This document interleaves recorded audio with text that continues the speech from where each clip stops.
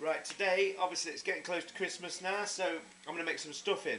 Now, I don't just make this specially for Christmas, this is just how I do it though, but when I do it, I do make a large batch of it, and then freeze it, and then I use it for, just get it out when I need it.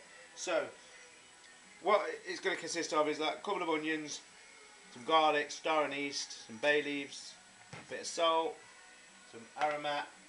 The stuffing, I've just kind of bought stuff in, Paxo stuff in. Sausage meat, but it's good quality sausage meat.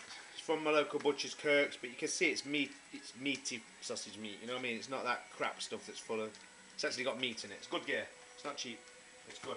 So anyway, how I'm gonna start this off is I've got a pan of water coming to the boil on there. Now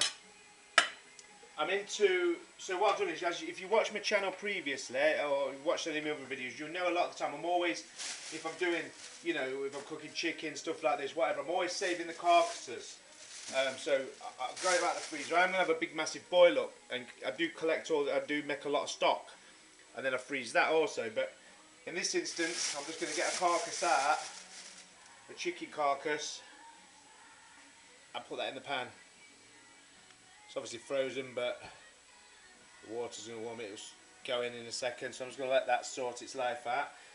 Then to that, I'm going to add, I want a teaspoon of salt. Teaspoon of salt. And I put a teaspoon of aromat in there. Put that away. Then I'm also going to put bay leaves. Don't know how many I've got here. We've got 2, 3, 4 or 5 bay leaves into there as well also. It's starting to get down in there anyway. I've got star anise. Put that in. Now then, so I need to chop up my onions and my garlic now. So to keep the video short, I will pause this while I just do this, and I'll come back to you in a second. So I've just got them 4 cloves of garlic. Look, I've just crushed them with a knife, and then I'll throw these in as well also. Right, just deal with the onions now, back in a second. Right, so I've got a couple of onions also that I've just diced, look, and just going to add them into the pan also. And then what I'm going to do is, I'm going to be in the kitchen anyway because I'm cooking tea, well, dinner, whatever you say, dinner tea for tonight. So but I'm going to leave this just on a low light now, simmering away for, I'm going to leave it for a couple of hours. Probably because it's no inconvenience to me. I'm around anyway. I'm just going to leave it with the lid on, just rumbling away for a couple of hours now. And so I'll come back to you in a couple of hours when that's ready. Right, so there's my stock, look. I've tipped it out of the pan into the jug. I've let it cool down. So then the fat, you see the fats rise to the top and set. So you can literally just scrape the fat off now. Just get rid of the fat, look. Throw that away, and then you're left with the stock underneath. So I'll just do that and back in a minute. Right, I've got rid of all the fat, and I'm just going to re-warm it back up. Obviously want to make the stuff in with warm water or boiling water, so just warm this back up, back to the set. Right, so I'm just using normal packet stuffing. So I've just got 3 of these, which I'm going to put in.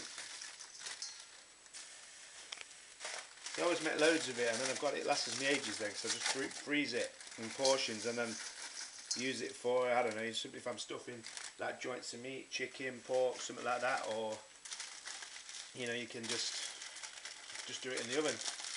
But it's just dead easy then after this. Worth the effort though, because it tastes well nice. I mean, that is the nicest stock you've ever tasted. It tastes beautiful.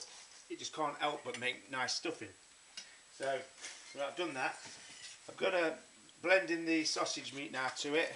So I don't know what was there in weight. I threw it away, to be honest with you. I think, let's have a look. This is 3/4 of a kilo. It's good quality sausage meat. Look, you can see it's got plenty of meat in. It's not like your breadcrumb crap. It's from Kirk's, my local butcher's. Good stuff. So anyway, I'll mix this into the stuffing and I'm back to you shortly.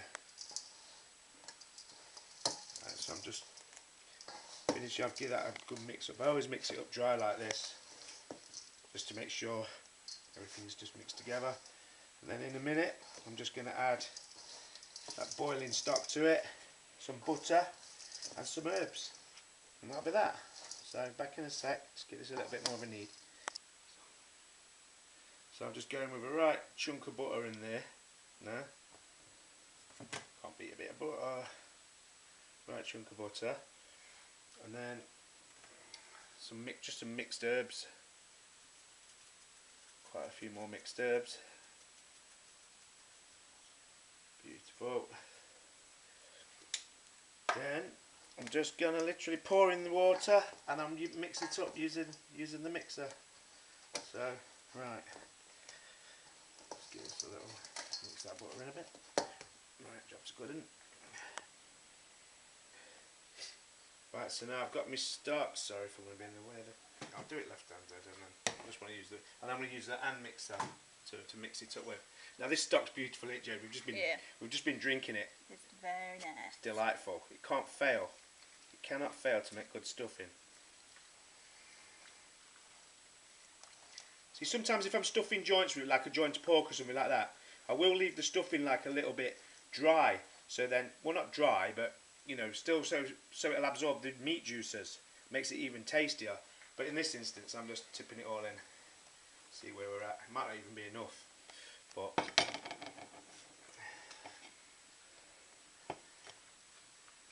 give that a little. So I need to be in a big pot really, so I don't make a mess everywhere. Because I've scattered it everywhere. But I'm just gonna stir that up just a little bit by hand. But I will use the mixer, like I say, in a second.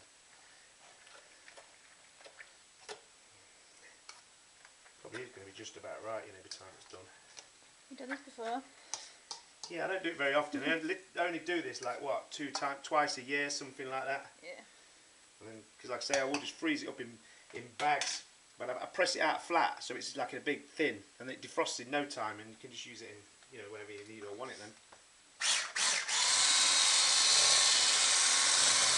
give that a little mix up. Be back in a sec when we're finished. Yeah. Now this, believe it or not, is the nicest stuffing I've ever tasted, seriously, because I mean what you're doing by using chicken stock, obviously then you don't want to be stuffing your turkey, do you, at Christmas, because it interferes with the cooking time, and even your chicken, really and truly. But you've got to admit, when the stuffing is best, when it is inside the bird. But this is like kind of a way around it, really, in a way, just using the chicken stock, you know, anyway, from a previous carcass, so it's almost like it's like it's been in the chicken, do you know what I mean? Plus good quality sausage. I mean, it's a little firm at the minute, look, a little dry. I will leave it like that though and freeze it, and then when I come to use it, depending on what I'm using it for, I probably will add a little bit more water to it if I was just putting some in the oven.